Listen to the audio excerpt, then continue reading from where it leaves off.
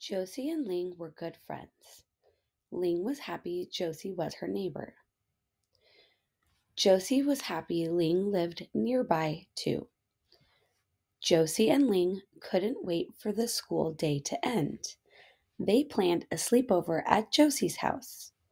They were going to sleep in a tent in Josie's backyard.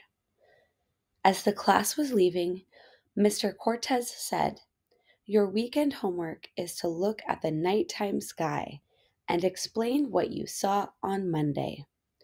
The class grumbled. "Why the unhappy sounds?" Mr. Cortez asked. "It will be fun looking at the sky at night." The girls arrived at Josie's house and were delighted to be sleeping outdoors. Josie said, "I'm so happy that we get to sleep in the tent. It will be lots of fun." Then Ling said, "I'll get the sleeping bags and flashlights. I brought flashlights so we can play games in the tent." Josie's dad poked his head inside the tent. "Girls, it is a good time to do your homework now because it's getting dark," he said. "Aw," they both complained. "Dad," said Josie, "do we have to now?" "Yes, I already set up the telescope." Ling said, "I hope this won't take too long." Josie looked up and spotted a crescent moon. "Did you know the moon's light comes from the sun?" said Josie. "It's funny that it's called moonlight." "Yes," said Ling, who was still thinking about playing in the tent.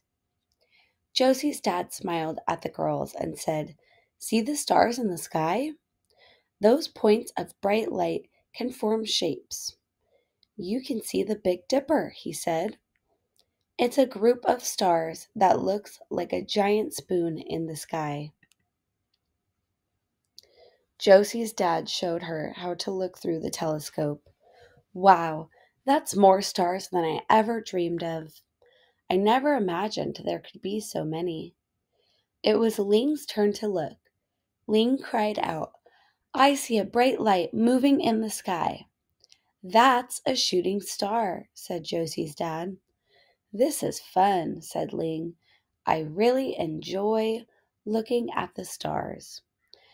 "I think we've seen enough of the nighttime sky," said Josie's dad. "You girls can go play now." "Aw, Dad, can't we keep looking?" asked Josie.